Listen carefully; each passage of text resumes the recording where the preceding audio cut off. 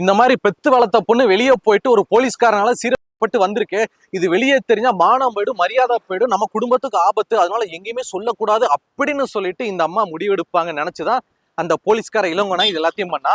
ஆனா இந்த அம்மா தைரியமா நம்ம பொண்ணுக்கு இந்த மாதிரி ஆயிருக்கு, நாளப்பன்னு அந்த போலீஸ்கார இளங்கோ நாயெல்லாம் வேற எந்த பொண்ணுக்கும் நடக்க கூடாது இந்த மாதிரி ஒரு கொடுமைன்னு சொல்லிட்டு நேரா போலீஸ் ஸ்டேஷன்ல போயிட்டு கம்ப்ளைண்ட் கொடுத்தாங்க.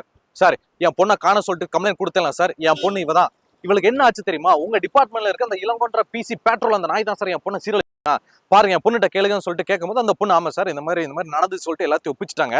அதுக்கப்புறமா அந்த பொண்ணு கிட்ட இருந்து வாக்குமூலம் எல்லாத்தையும் வாங்கி எஃப்ஐஆர் ஃபைல் பண்ணி போக்சோ சட்டத்துல அந்த போலீஸ்கார இளங்கோ நாய் இருக்கான் பாத்தீங்களா, இவனை வீட்டுக்கே போயிட்டு அரெஸ்ட் பண்ணி வந்துட்டாங்க. அந்த காட்சி தான் நீங்க பாத்துட்டு இருக்கீங்க. மானம் போக மரியாதை போக இனிமேல் இந்த ஏரியால யாரு மதிப்பா அப்படின்ற அளவுக்கு தலையில துண்டை போட்டுக்கிட்டு யாரும் பாக்காதீங்க அப்படின்ற மாதிரி பவிமா வர்றான் பாருங்க. இந்த காஜி பிடிச்சவனுக்கு முதல்ல எங்க போச்சு அறிவிப்பா அப்படின்ற மாதிரிதான் இந்த சம்பவத்துல பாதிக்கப்பட்ட அந்த பெத்தவங்களும் அந்த உறவினர்களும் கேள்வி கேட்கிறாங்க. திண்டிவனம் அனைத்து மகளிர் காவல் நிலையம் இந்த கேஸை கையில எடுத்து அந்த பாதிக்கப்பட்ட பொண்ணு கிட்ட இருந்து எல்லா வாக்குமூலத்தையும் வாங்கி இந்த மானங்கட்ட போலீஸ் இளங்கோ இருக்கான் பாத்தீங்களா, இவனை போக்சோ சட்டத்துல அரெஸ்ட் பண்ணி விழுப்புரம் கோர்ட்ல ஆஜர்படுத்தி இவனை இப்ப கடலூர் சிறையில அடைச்சிட்டாங்க. அங்க கம்பி எண்ணிக்கிட்டு இருக்கான்.